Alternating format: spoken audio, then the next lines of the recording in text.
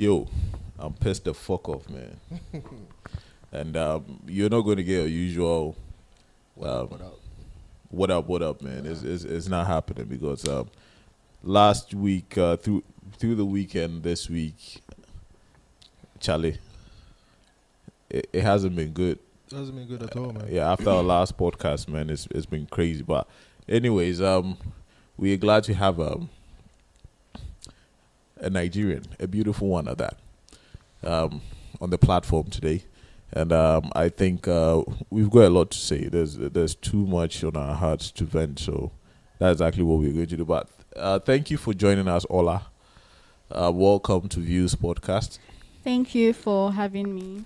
Yeah, Ola is a Nigerian, and she's from Ogun State, lived both in Ogun and Lagos, and she's been in Ghana for a while.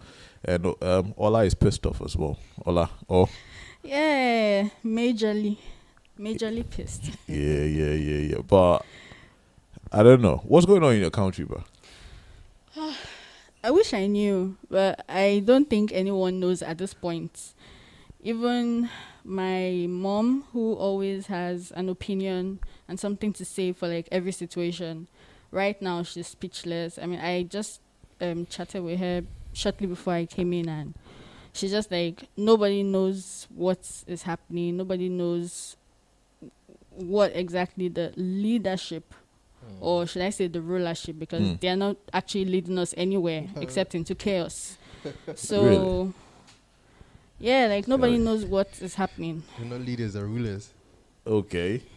But I listened to the NSAS podcast, our previous podcast, and you were saying that we were generous. You were like, I think you guys are genuinely nice people in real life, because I was just listening to it and I was just like, what? Why? No. We could say more. Well, Or we could say more in a very unpleasant way. You see, Is it that we're using nice words, or No, we didn't no, really it's understand what? I think you had a good grasp of it generally, but what I mean by saying that you guys were too nice was that you gave the Nigerian police force. Yeah, that was a good point. Someone mentioned that they are a force, not a that service. was me, Yeah. So you gave the Nigerian police force, aka Men in Black, you gave them benefit of doubt that they were perpetrating the acts that they were carrying out because they are not well taken care of and their salary is low, and which is true. Their salaries are low, but the Nigerian police force is not the only organization or institution that is, underpaid in Nigeria. A lot of people are underpaid. Doctors are underpaid. I know what my fellow doctors are making in Nigeria, and honestly, it's peanuts compared to the volume of work that they do. So everybody is underpaid. Doctors are underpaid. Teachers are underpaid. Nurses are underpaid. Everyone. But you don't see doctors and nurses, taking their patients hostage and saying, if you don't give us money, we're not going to release you. I mean, well, like the hospital administration does that, but as the doctor, they're like, you won't hold your patient and say like, you have to drop something for me now or something. Like, but the Nigerian police, that's their stock in trade for as long as I can remember. Every time we traveled from Abeokuta, where my parents lived, to Abuja or other parts of the country, at every checkpoint on the road, the policeman will say, "Oh, Oga, find me something now. Oga, anything." Isn't that weekend. the norm? Like, But the thing is, it's like a silent tax. Okay. Because even though they are saying it, they are not saying it as nice as I'm saying it. Okay, like they are very aggressive about it. Yeah, like, and then they'll first waste your time and ask for everything: your license, your vehicle registration number. Like, if you take the money, just take the money and stop wasting my time. Waste your time. So even if you say like you are a principled person and you're not going to, give them a bribe or something, they like at the end of the day you just have to fold and just give it to them because like they would waste your time. And then as I got older, I noticed that there was a difference in the, okay, at first they used to ask and, but it got to a point that it became a bit more violent. Like, give me this thing. They will even be arguing with you like, no, I'm not going to take 100 naira, I'm going to take 500. Wow. Yeah, and then when I'm 29 right now. So like, let's say when I was 25, I noticed that the pattern changed again. And then it became more of, they see you on the streets and then they just say, you look like a Yahoo boy, or you look like an Ashewo, quote and unquote, and you're too young to be looking like this. Where do you get the money from? Just harassing, just profiling people exactly, for no reason. Profiling people. You have dreads, you have tattoos, you're a bad boy. Okay, maybe they go station. For what? And then when you get to the station, they'll say that you should call your family members, and when they get there, bail is supposed to be free, right? Yeah. So even if you were actually arrested, bail should be free. But they won't release you until they collect like some money from your family, 10,000, 20,000, 30,000 naira. So wow. Yeah. So. But have you ever fallen victim to the violence, bro? So, okay, I know the listeners can't see me, but let me just. I'm petite. And a lot of people, I like the word. I'm petite. And a lot of people see me, they think I'm like 12 years. If they're being generous, they're giving me like 18 or 21 or something. So usually when they see me, they think I'm a schoolgirl. So it's more like, what are you doing on the road? Go to your house. What are you doing? Yeah. But I know people that have been profiled, and my younger brother who lives in Nigeria has been arrested, quote and unquote. He was driving my mom's car, and we are similar in height. So they were saying, you are a small boy, where did you get the car? And then he was taken to the police station, and my mom had to go over there and bail him out, quote and unquote. So, I mean, it has happened to my brother before. It has happened to a lot of people that I know, friends. Some of them, they've even been beaten up before they collected money. Some of them, they took them to the ATM and told them to slot in their card and max it. What? Max it? Yes. What? Yes. Gee. And that's what SAS, Special Anti-Robbery Squad. Yeah. That's their stock in trade. So basically, they do like kidnapping and extortion. So like they are ATM State-sanctioned thugs. terrorists. They are actually special armed robbers squad. So Really? yeah, that was why people were really frustrated. Yeah. And that's why they took to the streets, because I'm Nigerian. In my 29 years, I've never seen Nigerians Come so together united about one cause. Because I mean, we are a lot, so we have more things that divide us than things that unite us. But on this case, everyone took it personal, because I mean, it's been personal for them. I've been wondering, this whole SARS thing actually started a couple of years back, but why is it relevant now? Why is the movement happening now? Okay, so I think why the movement is happening now. All right, I think the advent of social media really helped, because before now, I didn't even know it was this widespread. When my brother's incident happened, which was, I think, 2017, 2018, I don't really remember. It was like, they probably thought you were one of the bad boys. So, I mean, which is actually not a helpful view anyway. Yeah. Because, I mean, nobody deserves that. Even if the person is a Yahoo boy or whatever, it has to go through due process. Yeah. But, being Africans and I mean, we also profile people. That's the truth. So, so like, maybe they just mistook you for. So you two don't go there again. Don't. I mean, once it's 8 p.m., leave the viewing center. Don't go and watch match in the night. So that was that. But I didn't know it was so rampant until, I got on social media. And then I became more active on Twitter, and then I saw that a lot of people have similar experiences. Like a lot of people have similar experiences.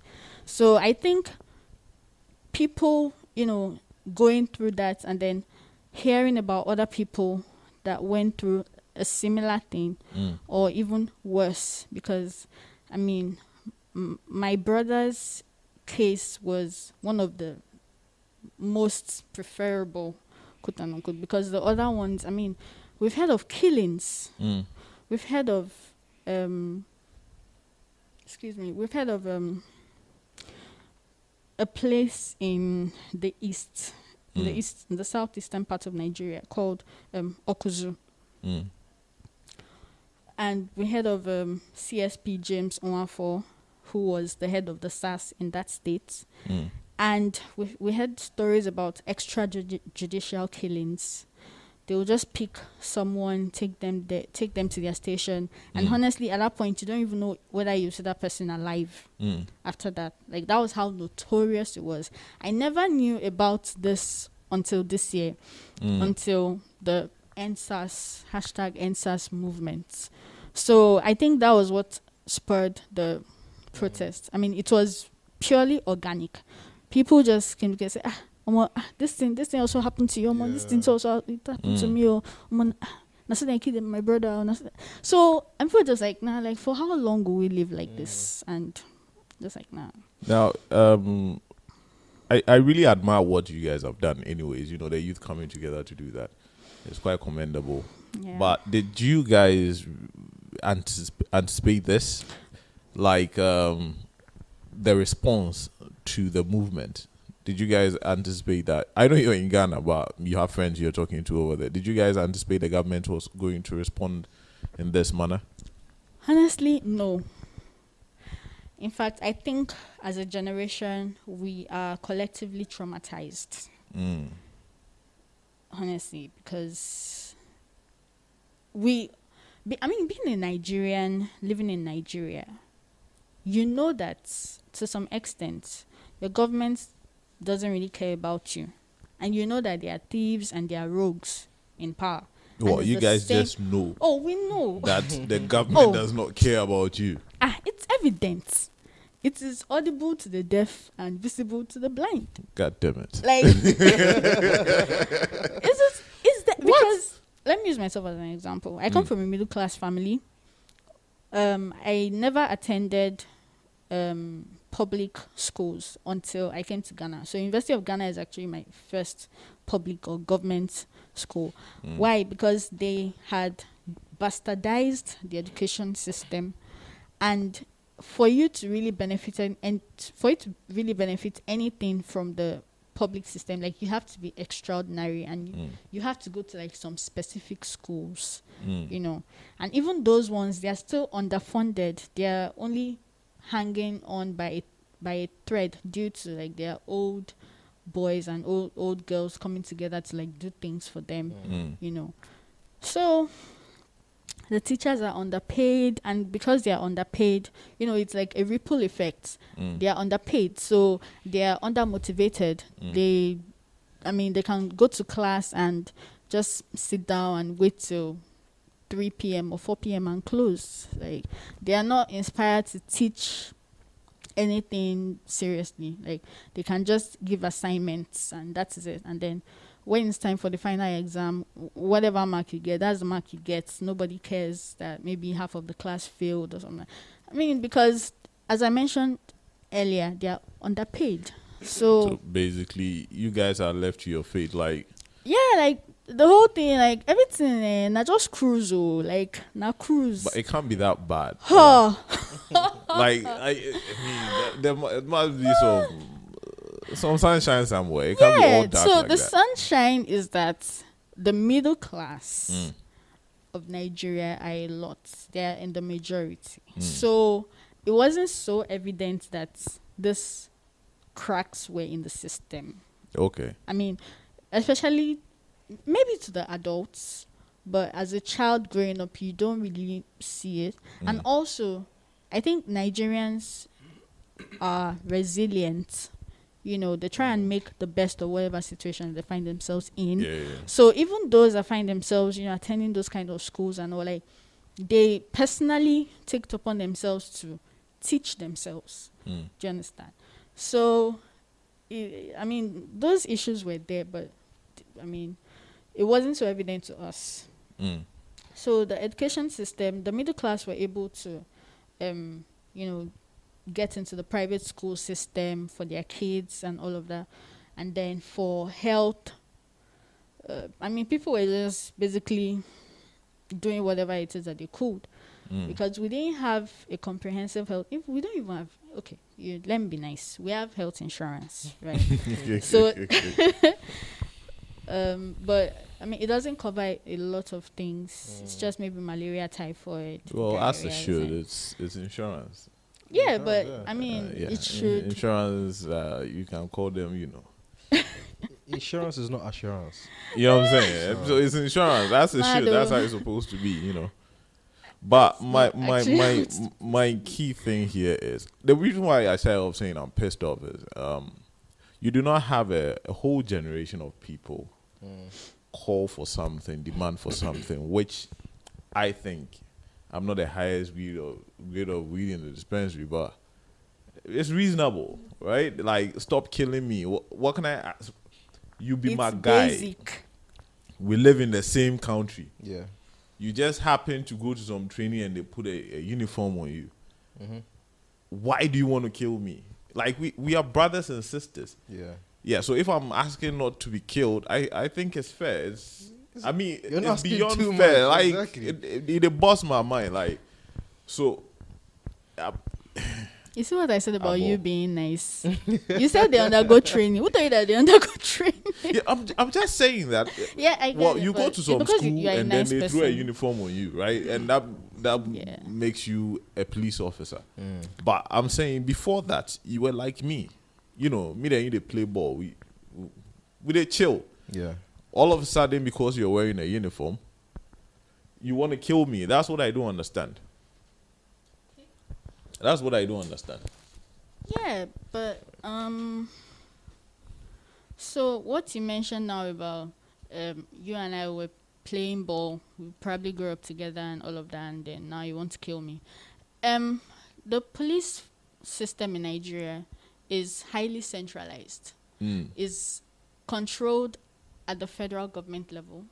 Okay. So that's also another problem that we have. Is that supposed to be the case? If you're running a federal system, yeah, everything is concentrated. I thought there should be state police, and then there will be the Fed. Ideally, but right. So every state are supposed to run their own police department. So that's why, like, for instance, in the US, we have the LAPD, we have the NYPD. So they all have their state police departments. And then there's the federal one. So FBI is a federal, National Guard is a federal, So I thought that's how it was supposed to be. Well, maybe, but in my motherland, that's not how it is. So that's also another thing that we're advocating for. With regards to the NSAS thing, like, people were advocating for state policing because, as you said, if you know someone in the hood and the person becomes a police officer, it becomes a little bit difficult for the person to, treat you like an animal. Because, like, the person knows you and the person is known in the community. So if the person behaves anyhow, he will see anyhow from the members of the community. Yeah, but it's not like that. My problem there is it could be that it's being controlled at the top and people are being transferred from other regions or states into other. I get that, but at the end of the day, we are all Nigerians. I'm black. You're black. Why do you decide to kill me because of some iPhone, because of some money, or because you were given an order to kill me? And all I'm asking for is not to be killed. And then you respond by killing me some more. Like, I know. I'm trying to get, I don't know about that thing. Adding more kills. There's a conspiracy, or there's a theory that SARS has more players than we are aware of. What do you mean? You see, anyway, I'm beginning to think. Name, so. I'm beginning to think that just like black Americans say that the system is not broken. The system is working as it was designed. Right? So, like, the police department killing black people, it's not that the system is broken or some people are racist. Nah. It's working exactly how it was designed. It was supposed to protect white people from black people. Yeah. Yeah, and I'm beginning to think, this morning we're having this conversation, me and the other guys, and I was saying that I am beginning to think that what white people do to black people, black elitists do to poor people and the middle class. Are you getting the point? Yeah. So that they can still remain the top Of the guys, food chain, yes, and their regardless. children will also be in the same realm. So it's like we are almost running a monarchy system with different families. So they are like An oligarchy. only what? Oligarchy. Are you that one? Like you about what I do, Yeah. and it's crazy, and people go to any extent to make sure that thing works It's because running smooth, I yeah. cannot understand why a Nigerian will kill another Nigerian. Look, the abo. You see, soldiers don't even have any jurisdiction inland. Soldiers are not supposed to operate inside unless maybe there is, like civil- anarchy, war, chaos, or something, and then they are deployed to do something of that sort. But their first job is to protect Citizens. the citizens from aliens, like from people coming from outside. That is Yeah. their job. They are supposed to think about people out there. External threats. Police, you are supposed to maintain law and order and protect the citizens as well. So if some people are being criminal, the word being criminal, so they are not obeying the law, Yeah. you are supposed to make sure that everybody lives by the rule of law. So that people can be protected, so the citizens will be protected. This is a case where people are marching peacefully, protesting peacefully. Look, this is what fucks me up. They protest in the streets. They sleep, they wake up, bring brooms, and come and sweep where they dirtied the previous day. And the beautiful thing about this whole protest was it was actually a good thing for the economy on the streets. Because people were out. Now, the lady who is selling granules, who would have gotten 2 customers a day or 3 customers a day, she has a multitude of 1,000 people she's selling granules too. So Yeah. there was no threat anywhere. Nobody was looting. There was no vandalism. It was just peaceful, and people actually coming together for the first time in years. Like, you see people actually coming together, and they are just, stop killing me. That's all. For a common cause. Yeah, and then you come out because you're trigger happy. Just want to press it. You start fucking people up. Like, I know they bab. Yeah. And what make up board this evening, Selfie? It's like I've taken all the conversation, Ola. A Nigerian general, I don't know if it be general or it be Huan, but from the army, is on television saying that the videos we see, they were photoshopped. Oh, what? Yo, guy. What? Photoshop. Photoshop. Straight up, say the guy self know the bab what they talk about. Video was photoshopped. For real? People were streaming live. Wow.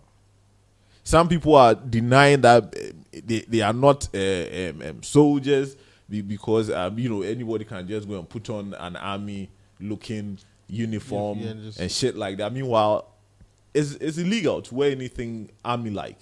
Even in Ghana, it is. Even in Ghana, yeah. Your face slapped off. Yeah, and they are holding military grade guns. Where did they get it from? Driving military grade cars. Like, oh man, this shit fucks me up, It man. smells I'm like- so pissed. I'm so. If I use disappointed, you say I'm nice. No, but it Horrified. fucks me up, bro. If it fucks me up. This whole week has been so sad, and I'm really mad because Now I'm a Twitter guy. I like to go to Twitter, and Yeah, my clearly. timeline is being flooded with horrific Yeah. videos, people dying, blood, and guns, and shit like that. And it's live. And yo, I saw somebody being gunned down like goat.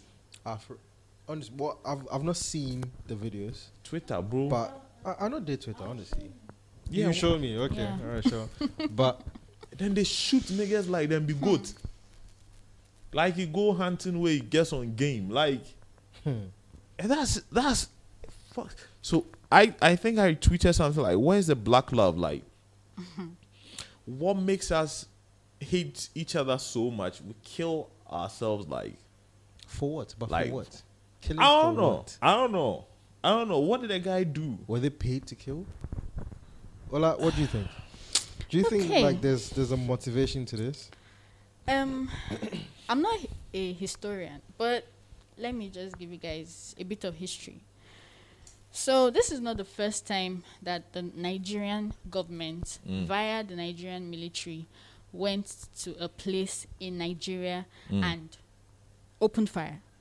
No shit. Yeah. So you might have heard of the Biafran War. Okay. Okay, so it was a civil war.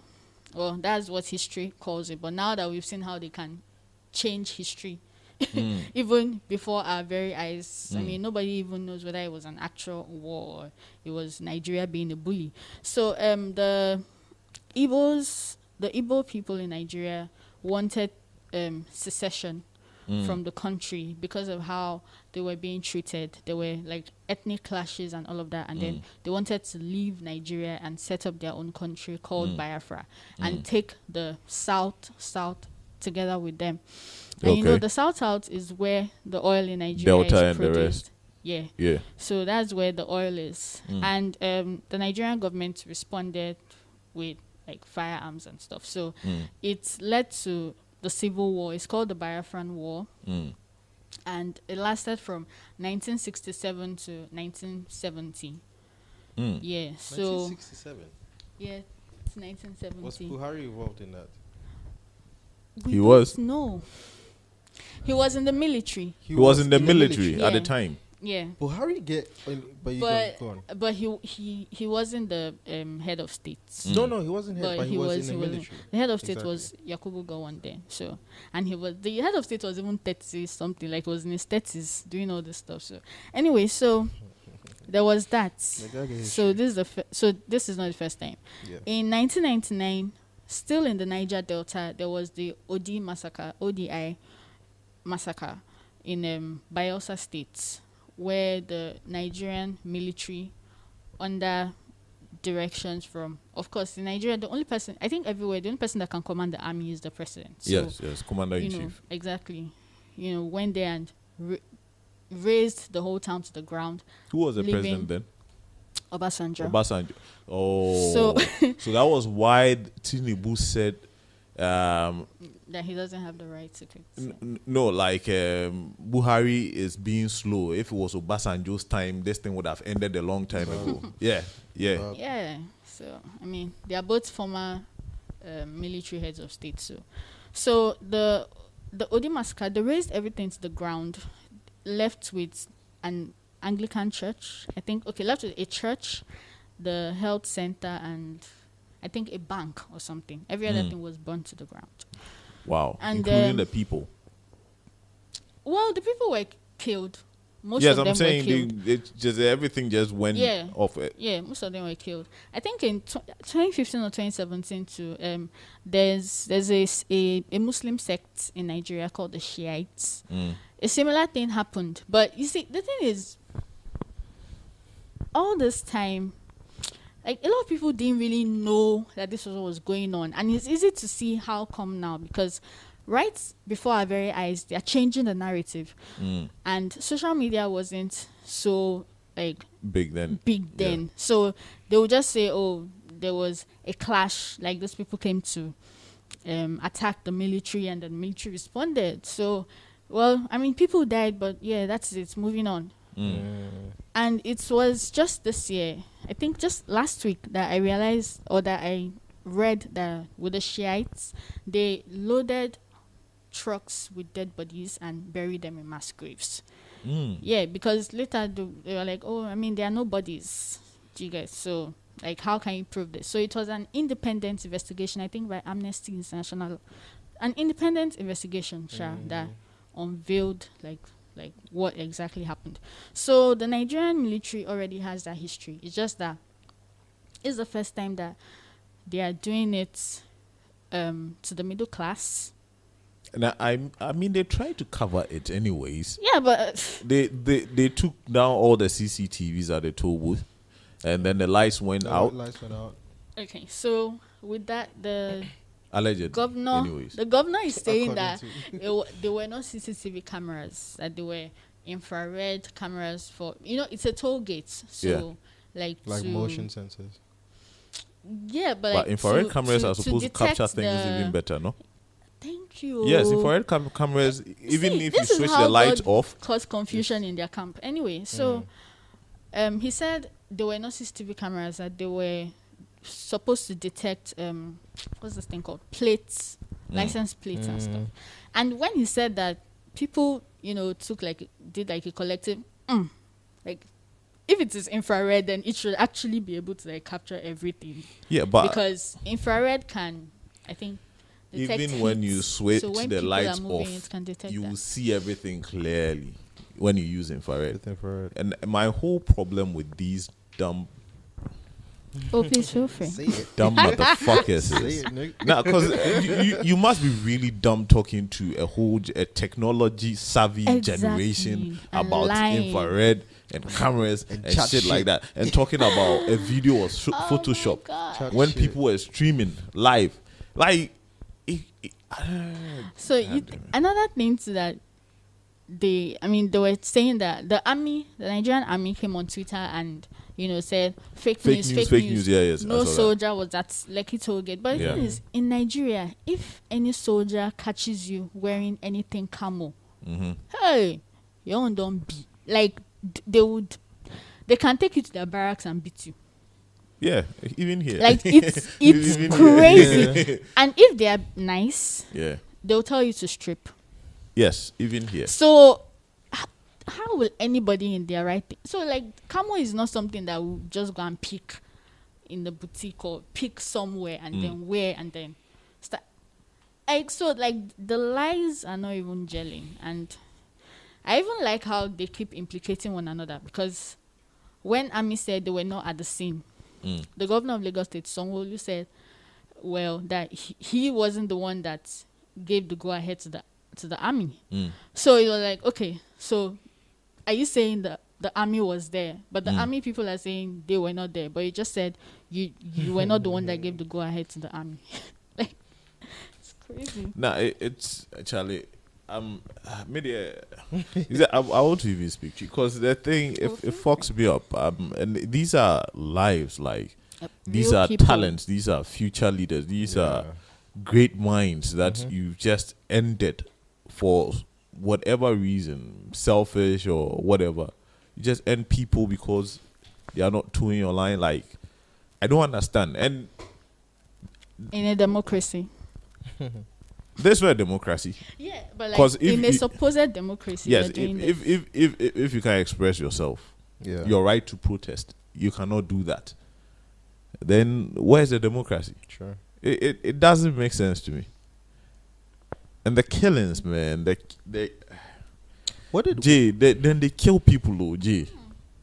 I know? There's this boy, I saw the video on Twitter. He was just eating some burger or something and tweeted, I think, 3 hours saying that this Nigeria no go kill me, and Nigeria actually killed him, bro. shit. Come on. They killed the guy. He's dead. He's gone. Yeah, rest in peace. Okay. He's Whoa. gone. Like, look, and I think I saw that, but I didn't understand why that tweet came about. But then, I mean, I think you just put it into context. they didn't kill the dude. Then damn, simple. Wow. Them damn. And for me, what is scary to me right now is now there's a standoff. But before even we get in there, Buhari addressed the nation today. Oh God. What was he talking about? That was I mean, I want those 12 minutes of my life back. 'Cause- What did he say? So, let me start by saying that we haven't, our president has not addressed us live in a very long time. Every time he addresses us, it's so obvious that it was pre-recorded and edited. I mean, even TikTok has better transitions than what we see, because So I think, let me highlight very quickly that he didn't mention the Lekito incident. He didn't. He didn't mention it. Instead, he was commending policemen and paying tribute to the policemen that lost their lives in the line of duty. You're joking. I really wish I was joking. And then he went on to say that the youth should find, things to like occupy themselves with and get off the streets. Shit. Yes. What the fuck? Yeah, so he said all of that. Wow. And then he also said that the international community should be Stay careful away. of Nigeria is a flowing country. rushing into judgments. I mean, like drawing hasty conclusions. So, yeah. So he basically wagged his finger at the international community. And then he also said his administration is working very hard uplifting people out of poverty, which is just a blatant lie, because already the economy was doing terribly, and then COVID came, messed everything up, and basically I think we're even poorer than when we even started his administration, because so basically he just came to lie and then threaten. You see, I hope everybody is watching, listening, and we are all taking cues from this. You see, when a young, vibrant economy generation decide to vote for people over 70 years and former heads of state, you see, I think Chris Rock said, why should I vote for the motherfucker who to make decisions about my future when he's not even going to be here? Deep. Okay. In the Bible, what are they talking? Yeah. Like, and it's obvious. Look at everything that is going on. I mean, I've been following this thing on Twitter, so like, Nigerians are obviously hardworking. Like, people are donating food to the protest. Like, some power company, solar power company, was just coming up with shit for people to charge their phones. Like, on some real shit, you can go and leave your phone, it's being charged, and you come back and the phone is there. I know see some before. You don't lock the phone. Nah, There's like no box. the phone will be there. You come. Somebody tweeted that somebody leave your phone. So iPhone 11. iPhone 11, And it was still there. and so if you know, tell him make he can't carry your phone. Like Charlie, But you charge. you see, if I was a leader and I see such, like, I've never seen that before. So if I see that, that should tell me something that, look, maybe that should even be an opportunity for you to roll out some policy that is going to help everybody. Because for once, you have everybody together. Like, do you know how hard it is to get everybody together? Like, for instance, Africa, we have the opportunity because of COVID, and global business has some ways slowed down. For us to build our capacity and try and feed ourselves and meet all our needs. We have that opportunity.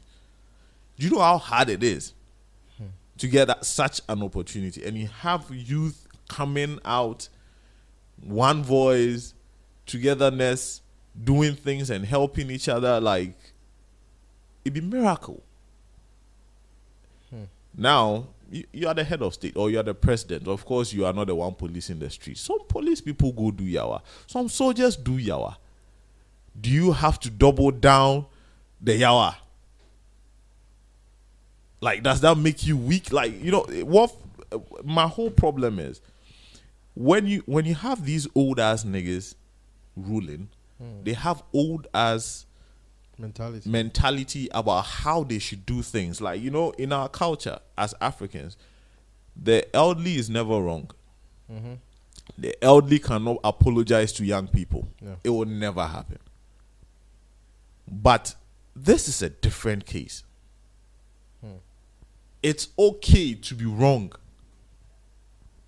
You see, everything that is going on now, I don't even think Nigeria know.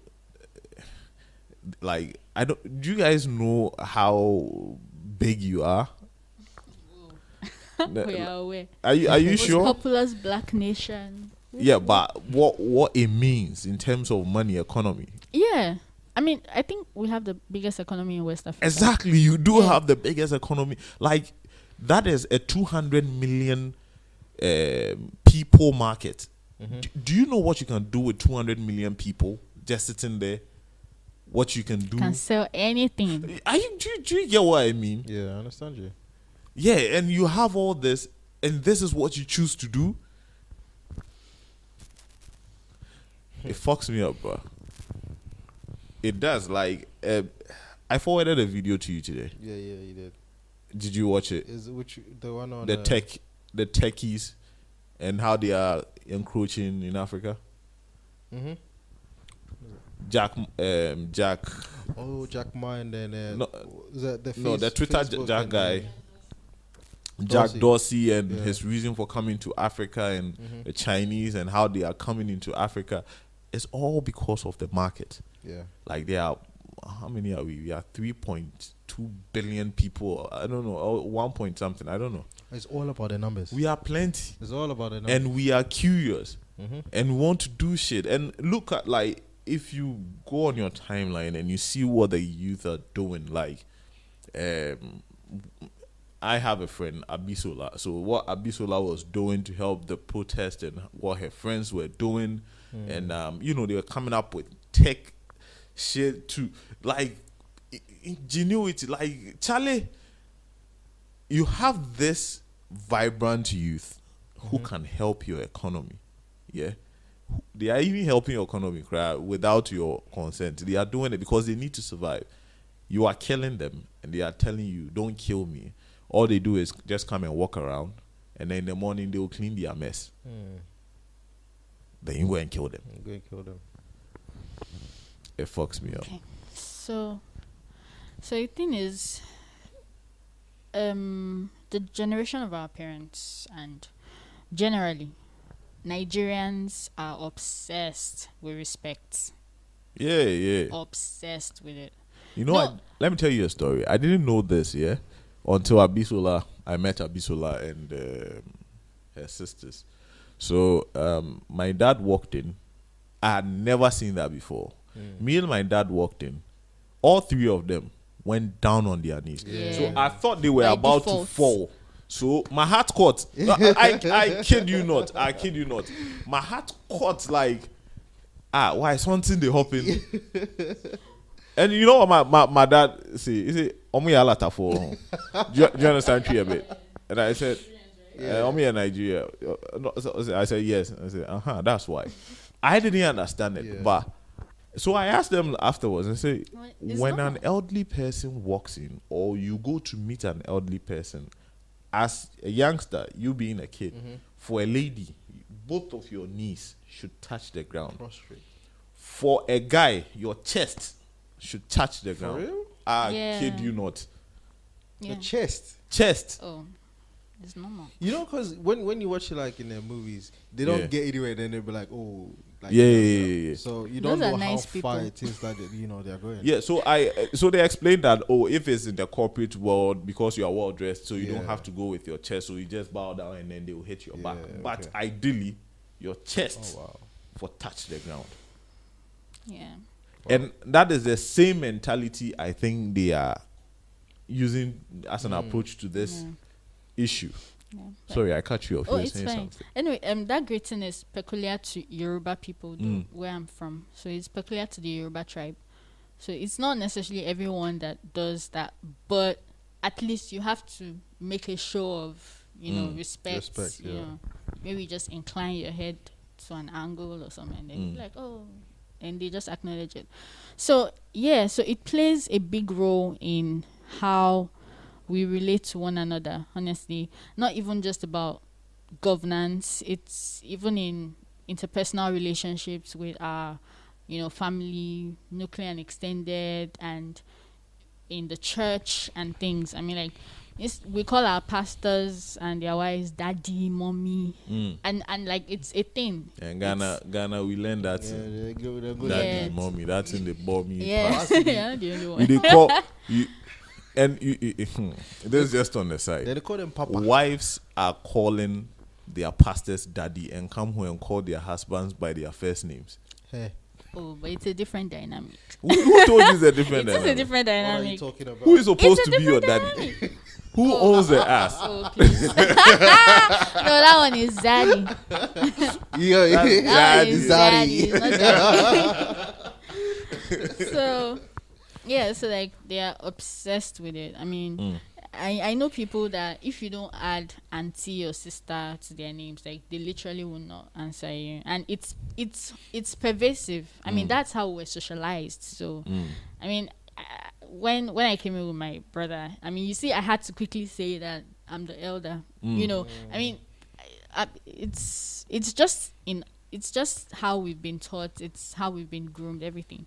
So I think it also plays a major role here because a lot of people that had issues with the protests and the protesters were like, people don't even respect. You just block the road. You don't even care that people are going to the office. And we're like, you shouldn't be thinking about going to the office when they are killing people's children and stuff. Like, you guys should actually join us. Like, if it was your child, what would exactly. you do? If it was your child, would you be going to work?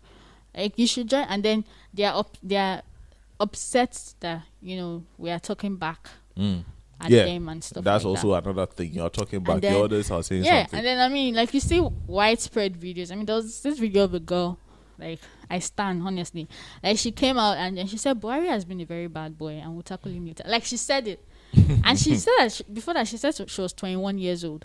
So I'm sure all those things, I mean, we're just going through their minds like, wow, like, these children, they don't respect. We have to show them something. Yeah, where true power lies. Yeah, but at the same time, I mean, at the end of the day, we are your citizens. We might not even be your children. And personally, I don't even like it when people refer to politicians as, their father or whatever. No, you're my employee. There you go. I pay taxes. You are working for me. But that's the thing, like, they don't have that consciousness, or maybe they just don't care. So they see it like as an uprising or something. So that's it. So that's one of the major factors. And I like that you mentioned how resourceful Nigerian youths have been during this protest. I mean, it is highly commendable. Yeah. I haven't seen, a protest like that before in my life. Like, it was really peaceful. And this particular site, the Lekki toll gate, was literally the most unproblematic site in an already peaceful protest. Like, even though the protests were peaceful, but I mean, there were places that had violence, perpetrated against them. There were places that they were attacked by thugs. There were places that, police shot at them and all of that. I mean, even before this Lekki incident, we had already lost about 10 people to gunfire. So, but none of that happened at Lekki. Got to a point that people were even saying that the Lekki people are chilling too much, quote and unquote. Like, they don't have any issue. Like, they were eating pizza, they were ordering. I mean, it's Lekki, so they are a bit upper middle class. They are a bit bougie. I mean, they had canned water. Have you guys ever seen canned water before? I've never seen canned water in my life. Wow. They had canned water. They had pizza. They had buttermilk fried chicken or something. Like, so like they were literally just chilling and, chanting the names of the people that have been victims of police brutality. Yeah. They would sing the national anthem, to the pledge, wave flags. Like, that was all they did. But that toll gate was very strategic in the protest because it makes a lot of money. Yeah. So Sanwo-Olu is the governor of Lagos State. His godfather, I mean, it's an open secret really. His godfather is Bola Tinubu, who is a top person in the ruling party, the current ruling party. So, and basically the whole of Lagos is one big business enterprise for Tinubu and his family. And the toll gates is a money maker. I mean, it's lucky. People are going to VI, people that are going, they must pass that toll gate. And so many people pass that toll gate in a day. I can't even estimate. I don't know. Millions of people pass that toll gate every day, and then they have to pay something. They have to pay like maybe 100 naira. 100 naira is like what, like 7 cities or something every day. And some people might even have to pass through multiple times. You know, I mean, they said in the first week of protest, they lost about 234 million naira. I don't know. You have to divide it by 70 to get the but that's CD a lot equivalent. Of money. But like, even the guy who won a Big Brother. 30 million is no joke, bro. Yeah. So no joke. Yeah. So I think it was to send a statement, you know, because I mean, if you want change, you have to hit them where it hurts. Yeah, and that was the thing. And there's money. Yeah, and that was why the Lekki toll was very key in the protest. And when they announced the curfew at 12 noon. That the curfew will start at 4 p.m. And it's Lagos. On a normal day, there's traffic. So with the protests, I mean, traffic was diverted to other places, and then everywhere was blocked. So the wonderful protesters at Lekki toll were like, they won't go home. We're begging these people. We're literally begging them on Twitter that please go home, please. They said they won't go because if they go, we are going to lose that site, and then the protest will just be a sham because that place was so key. I mean, there were protests happening in other parts of Lagos, Alausa, which is where the governor's office is. I know when the governor wanted to address the protesters, he went to Lekki. He didn't go to Alausa in front of his office. He didn't go to anywhere else of those other places. He came to Lekki to beg them to stop. Of course, they didn't mind him. So they knew that if they left that place, the next day they will not meet it. Like they would have sent maybe more policemen or the army or whatever. So they were like, they won't go. After all, it's curfew. So wherever curfew meets you, you should be there till it is lifted anyway. And they had tents. See how bougie they were. Like they had they were sleeping in tents and stuff. So like, I mean, like, they are sorted, you know. So sad.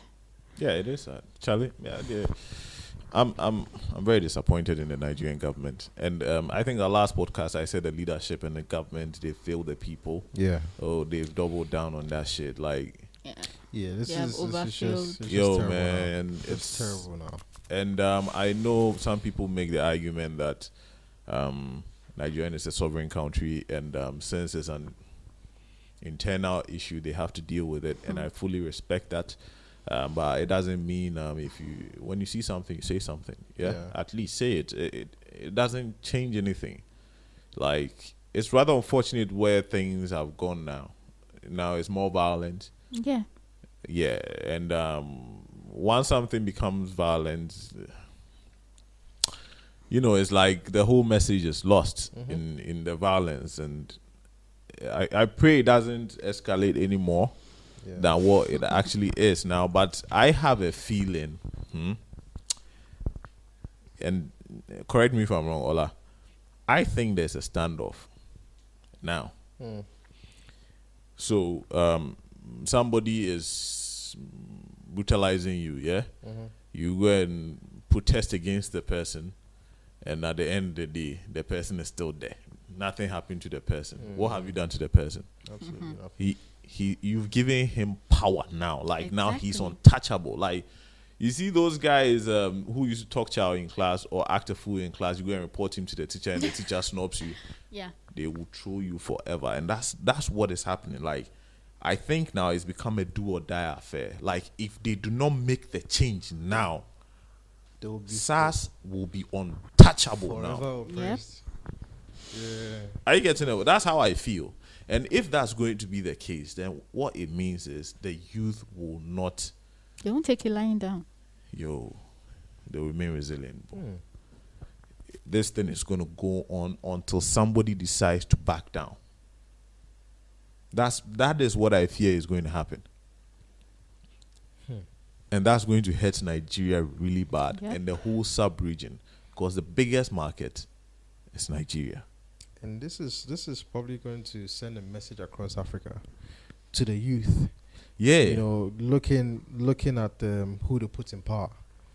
What kind of people you put in power, and what, like you're saying, with this whole Chris Rock thing, if someone in power has, you know, he's not looking into the future, he's just looking short term. He's making decisions about things he's not going to be here for. Exactly.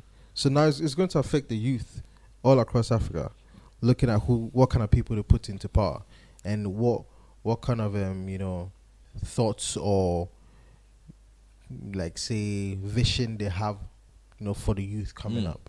It's going to be a problem. My whole thing about Buhari is, I don't think Buhari is a bad person.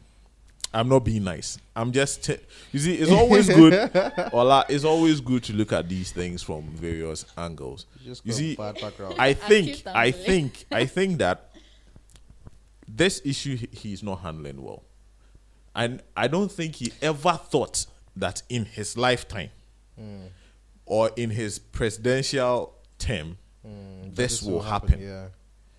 He never anticipated it. But if you look at the guy's track record, this is how he has handled issues his whole life. But what I'm trying to say is, I think military head of state too. Yes, I know, and that's all he knows. It be booga for him. Like, that's all he knows. This is not come to the table, let's negotiate. This is my way or the highway. And that's what he's doing right now. Yeah, and that's being stupid anyways, because like I told you, we were having a chat, me and the guys today, and I was telling them that it's very stupid for you to think you can go to war with the youth. Do you know why?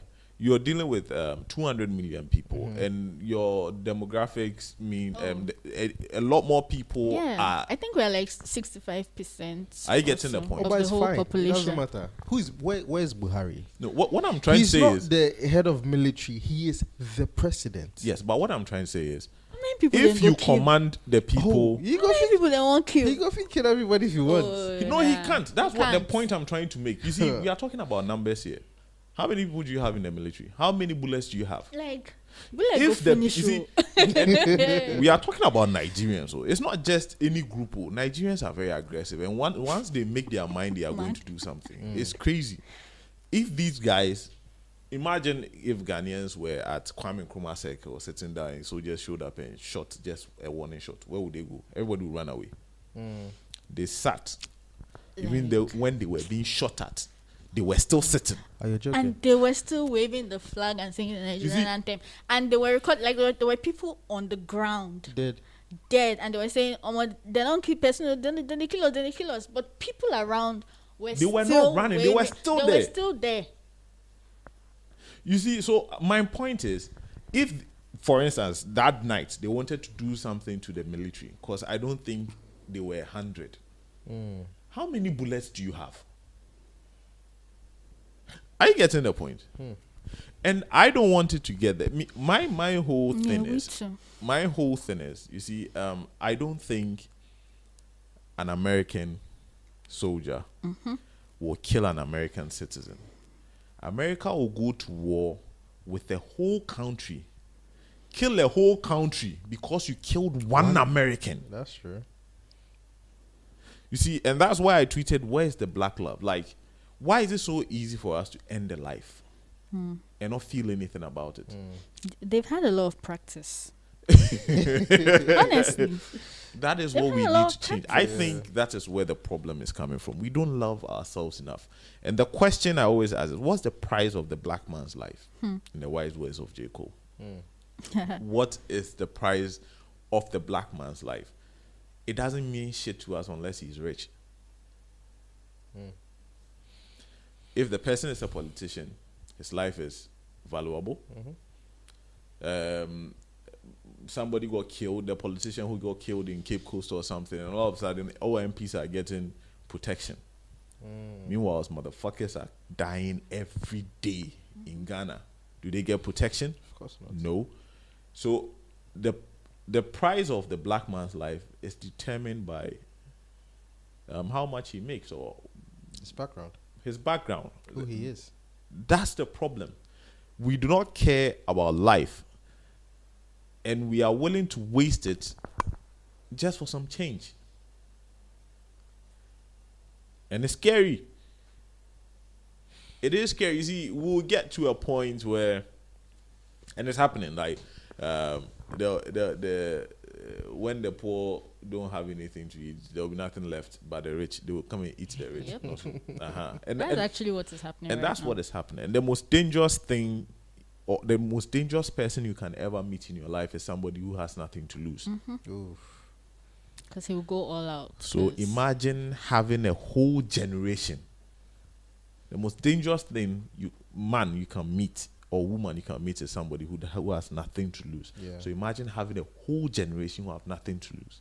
Like they have nothing to live for, but they have everything to die for. At least when he dies, he has peace. When he's alive, he's suffering. Might as well fight to the end. So fuck you. Like Yeah. when he meets you, is a do or die. Like I'm taking what you have. Yeah. So if you let this thing become an idea that the rich don't care about us, and they lose the hope. And mind you, hope is the biggest drug in the world. And that is what is sustaining everybody in this life. Hope. And it comes in two forms, yeah? The religion aspect, the hope dealers sell to us. Opium. Yeah, the pastors, I call The them hope opium dealers. So that's of the one way of getting hope. And the other part is the system.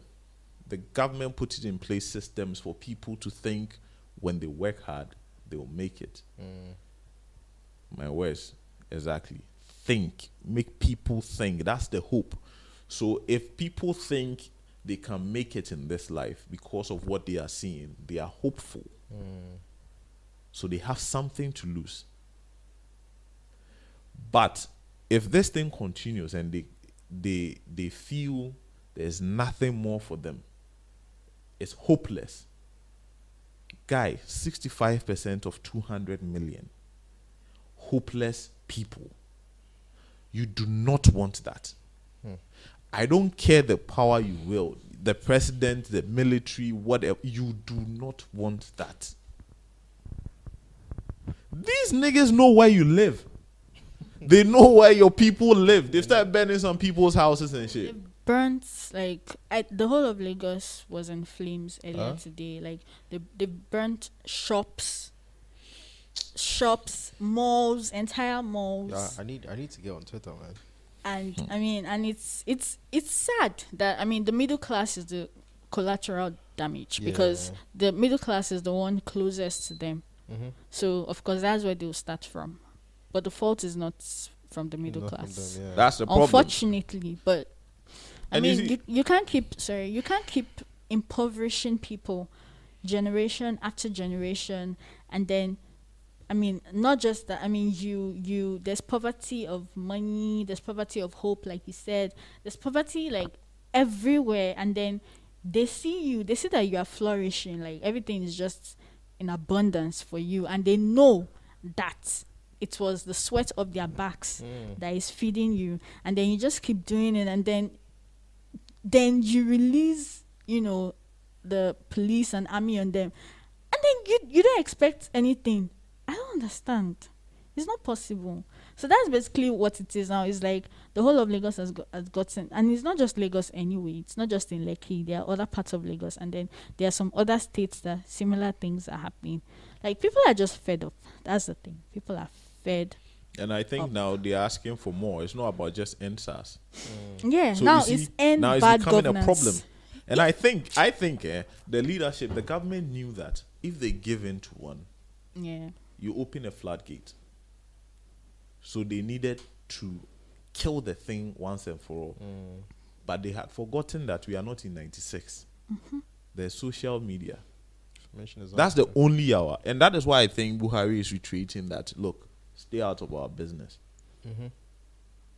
Because if they do not nip this thing in the butt, Charlie, they will ask for more, and they've already started asking for more. Now they want 24/7 electricity. I mean, how can you be an oil producing country and not have power? What is? And not have power? Like, it doesn't make sense. Even if you don't have a dam, Oh, and we even have power shit all the time, and you have like, shower, we have like there's 2 to gas, 3 there's we have like 2 to 3 dams. It doesn't Make sense, and it just shows you that, I mean, people are benefiting from the inefficiency of the system because they are selling generators and things. Because I mean, with the protests, I mean, shout out to Feminist Coalition anyway. You can, they're on Twitter as feminists underscore those co. guys, they are really tweeting. They're amazing. Like, they are not leaders of the protests. Yeah. But Please, really I have to mention it so that there won't be targets on their backs. I mean, the protests were largely leaderless. Like I said, they were organic. So, but they've been so helpful in, getting help for people. So protesters that were arrested, they just mobilized lawyers to go and bail them out. I mean, protesters that, were attacked by thugs, the mobilized ambulances. These are private citizens doing the work of the government. Sending out money for food and other things, they including put out their statements, what they've spent so far. I saw that on Twitter. Every day they show like how basically their balance sheet, like how much they've spent today on what and how much is left, both in naira, in pounds, in dollars, in Bitcoin, everything. I mean, and these are private citizens. So if they can do so much with the maybe 70 million naira worth of donations that they had, how about you that you have billions of naira at your disposal? Like, obviously, you can do more, because they were not just helping in Lagos, because they were helping in different states. I mean, about 23 states. 23 or I don't know, 20 something states of the federation out of 36 states and Abuja. So generally, like, let's say in 37 states, although Abuja is the capital, so technically not a state, but anyway, let's say in 37 locations, out of 37 locations, 23, let me just say 23 for now, were involved in the protest, and all of those locations were helped by Feminist Coalition. So, I mean, if they could do so much and account for it with the paltry sum, I mean, if you compare it to the national budget and stuff, with that paltry sum, they were able to do so much. Then, what is your excuse? What is your excuse? I get it. And another thing that fucks me up is, if you're rich, that means you've got a lot of businesses, yeah? Yeah, and you need the population to patronize your business for you to stay rich. Right, so I don't understand why the rich, the elites, they are allowing this to go on. If it hurts you, like, it will affect your business. That's your you are rich, we know you have child money in the bank, but the reason why you stay rich is because the money keeps coming. As you're spending, money is coming. Now money is no more coming. You have to start spending what you have. So it affects you. So give the people what they want. It's not like they're asking for something ridiculous. Stop killing me. Is that too much to ask? Like, where's the love? I don't get it. Like, anyways. Okay. Why did you guys do that to Kapi? Who? Florence. Please, I beg. Forget about her government's name is Florence, an old woman's name. Why did you guys do that to Kapi? What did she do? Oh. Okay, so is it her fault she's rich? No, it's not her fault. But the thing is, you see, when you use us for aesthetics, you use us for your brand and all of that, talking about Jollof on the jets, trying to be relatable and everything. I mean, we are not dumb. We know that you are using us for your brand. It's nice, Sha. Yeah. I mean, we stream your music, we attend your shows. Like, we basically give you relevance. And then when we are suffering, you're saying that, you don't respond with, like, the speed that people expect, because people are suffering, and I mean, they might be wrong, but people can just start thinking that, oh, is it because you think you're in your own little bubble or whatever? So, like, get out, like, F you or something. So that was how people felt. So we don't hate Kapi, but I mean, we just expected her to be more vocal. But why just You know. her though? Oh no, it's not just her. It's not only Florence. So But she they trended the dragged. Oh no, they dragged a lot of people. You see, A lot of my people. problem with that They dragged is Anthony Joshua, as beloved as he is. yes, But he he made a also statement. he also made a At statement. what time? After 1 week of protests, Yeah, but that guy is Ah. not Nigerian. he is. Oh, he Come is. on, Oh, yes, why he's because he British. has Nigerian Yeah, but that's the parents. But that's the thing. Like he's known to be. See, that's He was that's, claimed. He never claimed Nigeria. Nigerians Oh no, claimed he, him. no, I no, think. no. Oh He did no, claim no. He Nigeria claimed pass. Nigerian. He did He claim claims Ah, he did claim Nigeria. Nigeria. Anthony Yes, Joshua, he did claim he pass. claimed like. Then Oh. you know, guy. Oh, you know, yeah. I showed you myself. Yeah, 'Cause but you that's see, my the- problem with the youth not relying, but wanting the artists to speak on their behalf is I don't like that. Do you know why? They are artists. They are not They are- political. They are not political people. They are not activists. Okay. Half of the time, they don't even understand what is going on, how to approach it. They like you are weak if you think your spokesperson is an artist. Yeah, but that's the reality, though. Yeah, but this guy is he didn't half sign of the up for time it. high, drunk, just having fun. Like I don't know if you understand what I mean. Like it means we are not powerful enough. We have to rely on We're people not. who are half of the time high to go and speak on our behalf because they have some money. Does it make sense to you? Okay, so it's not so much about like the money, but the influence that they wield. Let me give you. In government, they will No, influence. not necessarily. Like I thought we've given up on our government thing. Like, but we know that one thing that they don't like is shame, international shame. Well, now Buhari has even proven me wrong because, He's shameless. Eh? like, please, I didn't say it to don't make me talk him. But Me too. I asked a question. I didn't say he was. I think well, you agreed.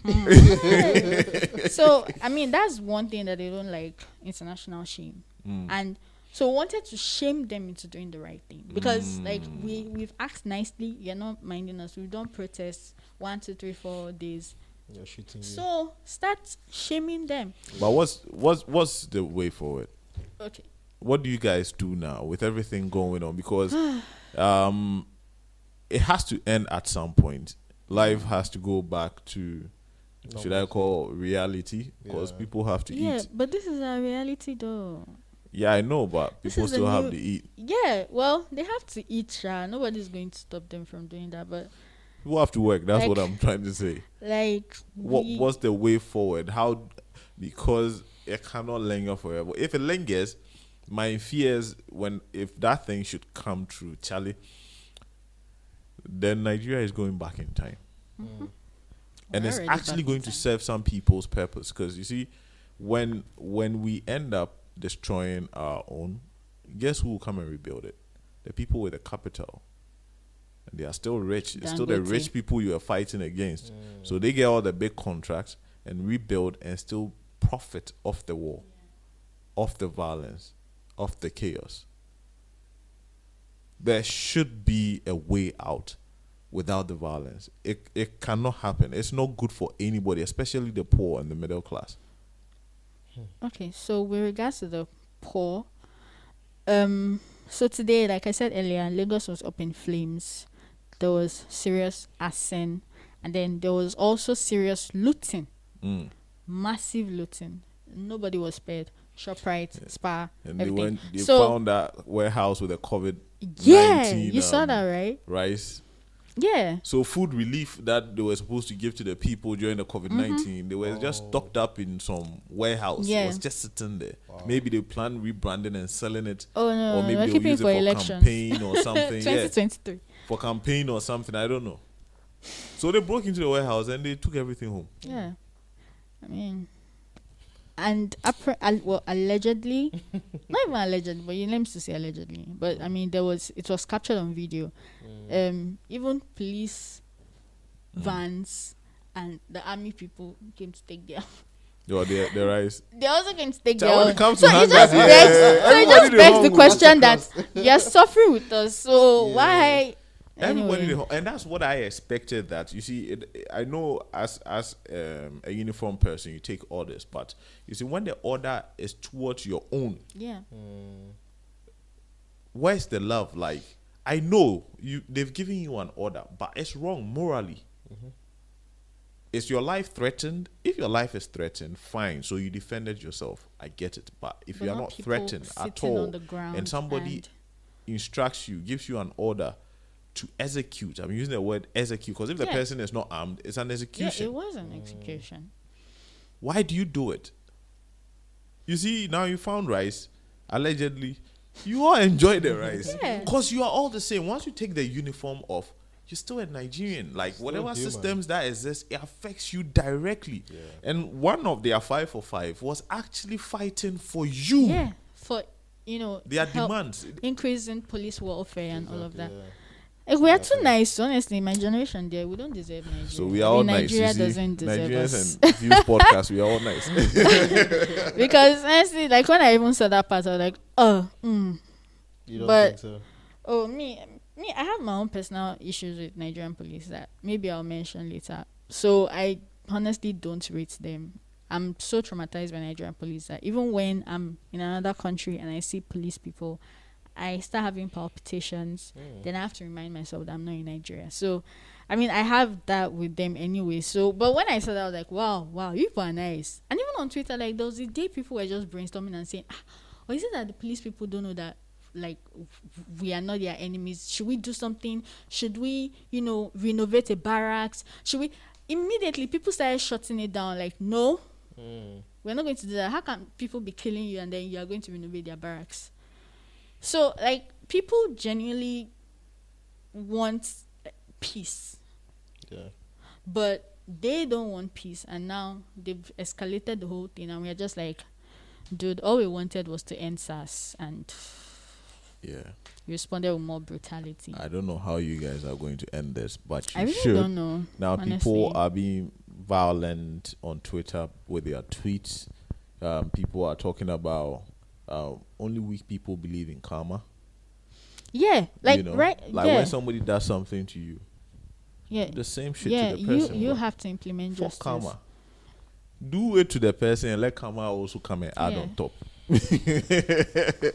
Yeah, and it's true. And but I understand them because it's so frustrating. I mean, I'm not even there, but honestly, I've been so down. I've been so traumatized by this whole thing. So I can't even imagine how the people that are there in the thick of it are feeling. I mean, they must be so devastated, especially with this useless broadcast thing that they did. This their TikTok that they sent out.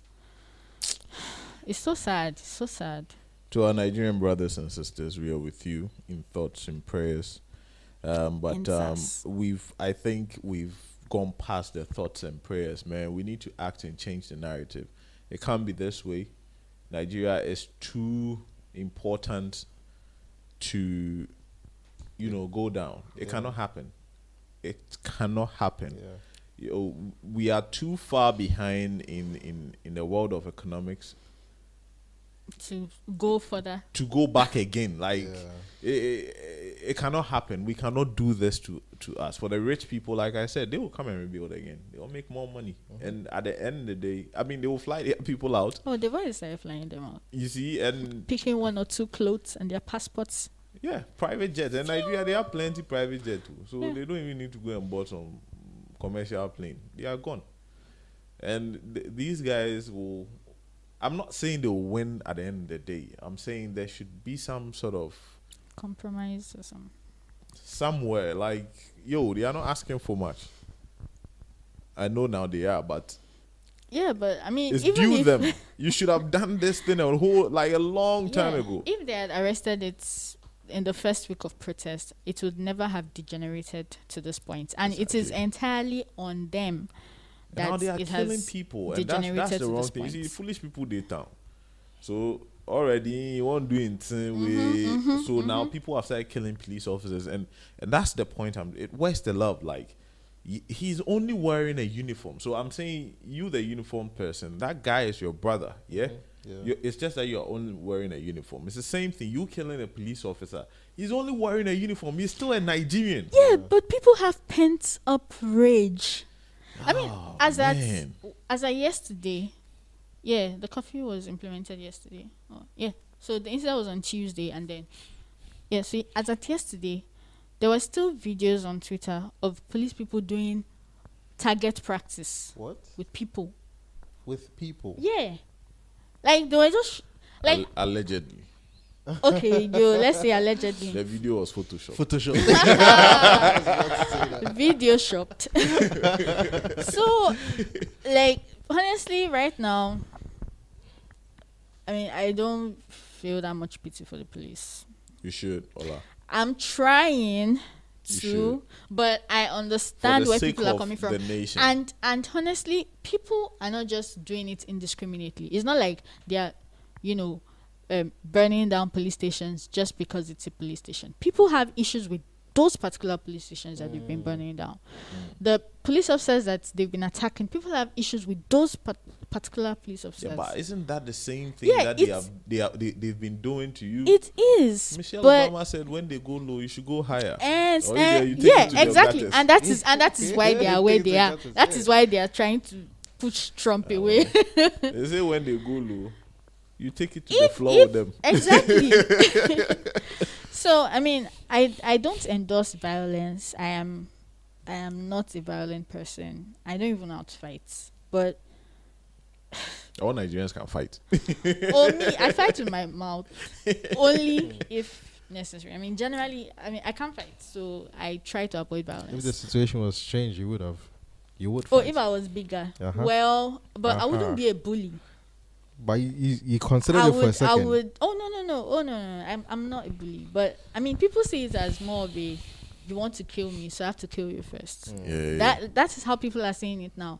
I am not endorsing it. I'm not saying it's right, but it's an instinct in them. Not surprised. Human beings are first things to survive. Yeah, that's true. Everybody wants to survive. So but violence is not good. Yeah, violence is not good. But two wrongs don't make a right though. But people always don't mention that first wrong.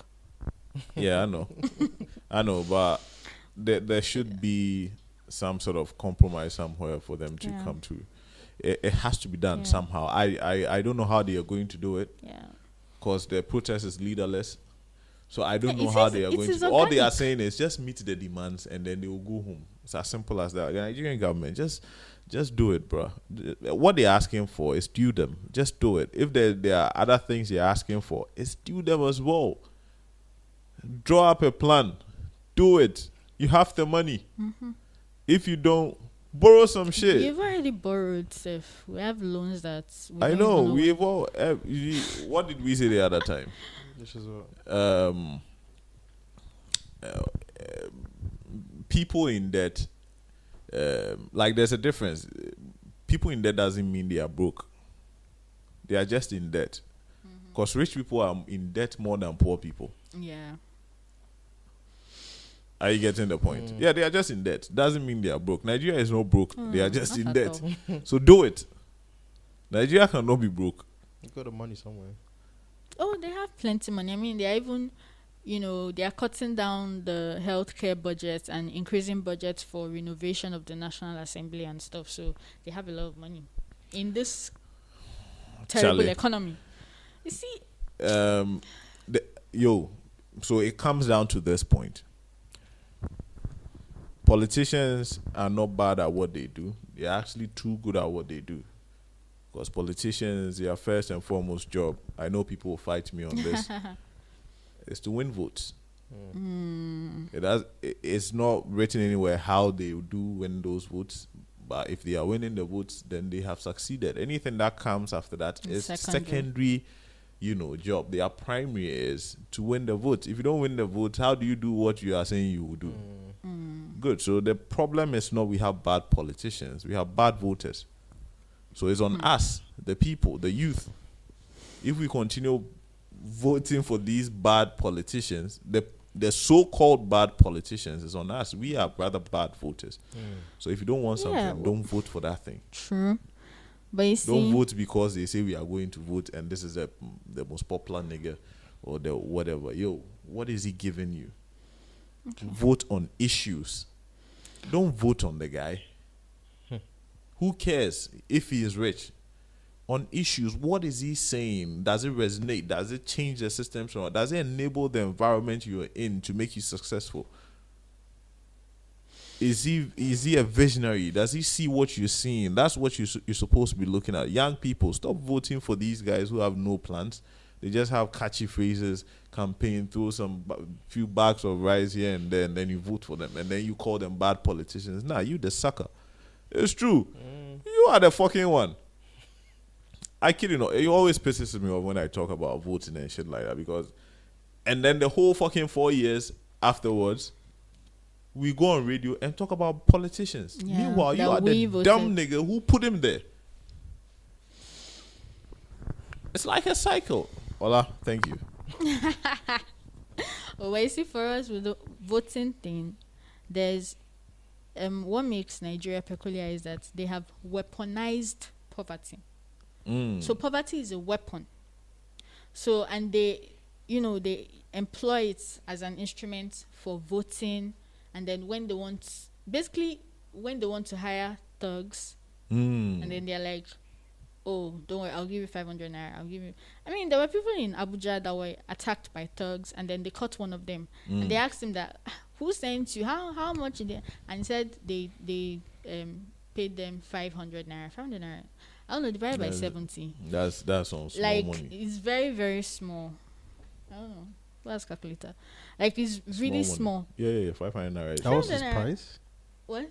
That was his price. That was his price. You see your privileged ass. I mean, talking no, about it's not even up to 10 cedis. Don't do that. You see your privileged ass. Don't do that. It's not even up to 10 cedis. And that was how much they paid them to attack people, you know, break their cars, burn their cars. Like, these protests, we really suffered.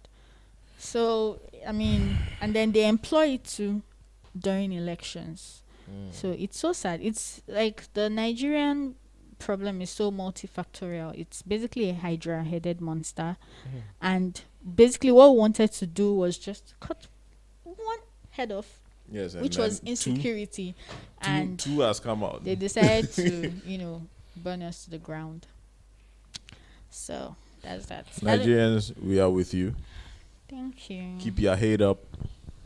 Do what you're doing with no violence, please. See, the people. If you mention violence, then I'll stone you. The people that are perpetrating the violence.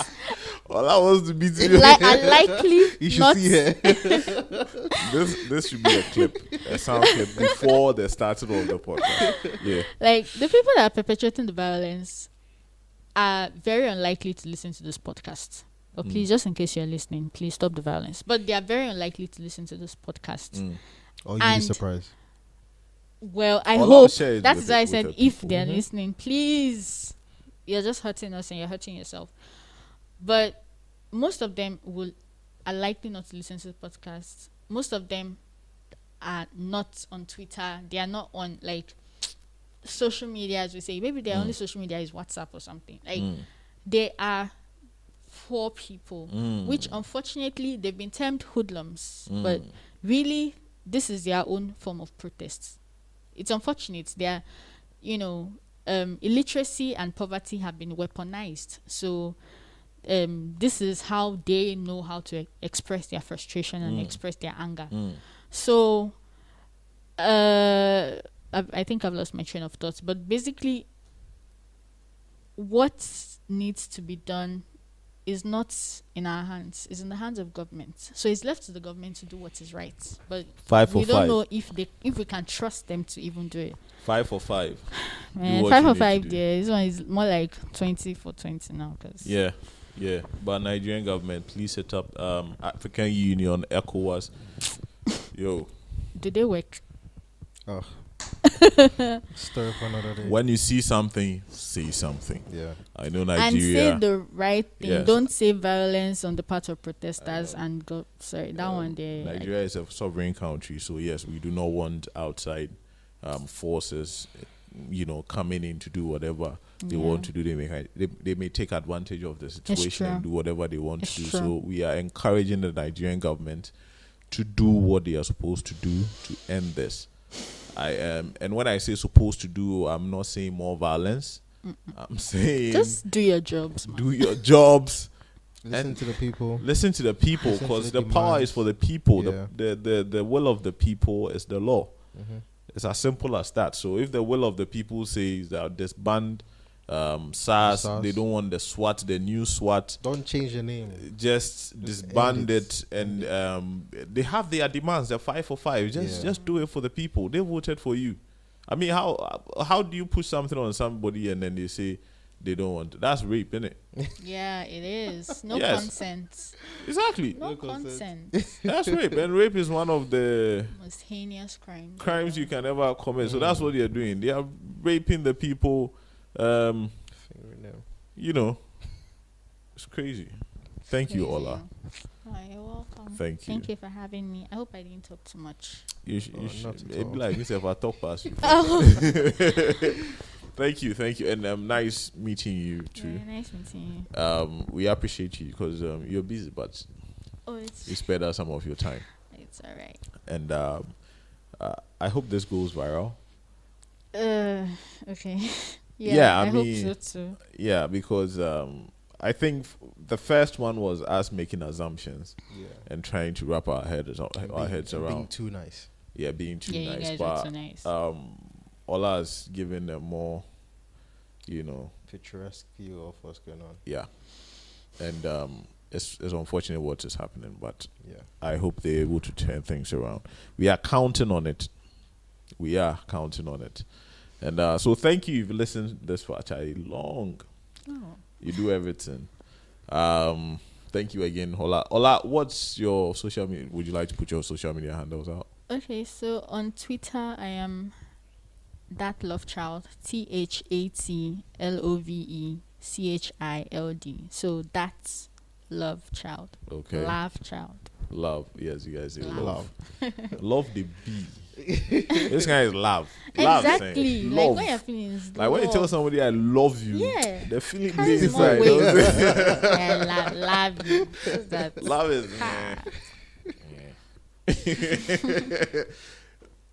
okay, I don't go talk. Anyway, so thank you Ola for gracing us, and thank you for listening as well. For us, when we come here, we just want to spark a thought or spark a conversation, and we believe we did just that.